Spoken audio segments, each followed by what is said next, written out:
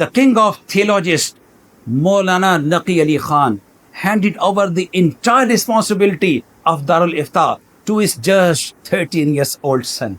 A masterpiece of classical text by his memory. He produced the translation of Quran, Kanzul Iman, dictated completely by his bare memory without a single reference of any book inside. You know what is Fatawa Rizviyah? It's a crown jewel of Sunni legal text. While ordinary children were learning to speak, his tongue was fully illuminated with the flawlessly completed the Holy Quran with the memorization at the age of 4.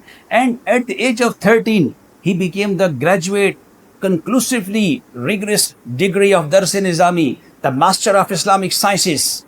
And on the same day, the day of his graduation, he issued his first legal verdict on the intermediate laws of Foster Radat. And beholding his terrifying genius, his proud father, the king of theologians, Maulana Naqi Ali Khan, handed over the entire responsibility of Darul Ifta to his just 13 years old son.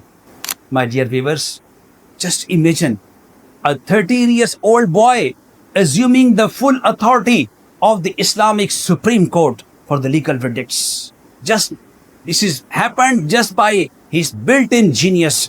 When he started spreading his ink of knowledge, he produced Fatawa Rizviyah, an occasion site of jurisprudence spanning 30 massive volumes, over 21,000 legal verdicts, and each ruling is stand alone as a complete research paper, a masterpiece of classical text by his memory. He produced the translation of Quran, Kanzul Iman, dictated completely by his bare memory without a single reference of any book inside.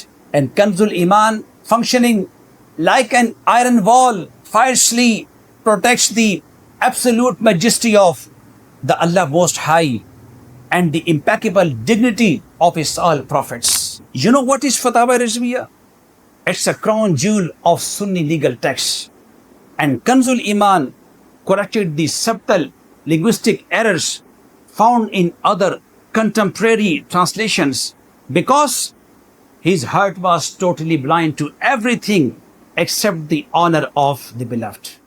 Ala Hazrat is a comprehensive subject to study, but keeping in view the time, I would like to come to an end, and I would like to say Ala Hazrat, he possessed a mind that knew no horizons. He conquered over 55 branches of knowledge, including tafsir, hadith, advanced logic, chemistry, and modern economics. Ala Hazrat left an enduring blueprint for bridging modern science with ancient scripture.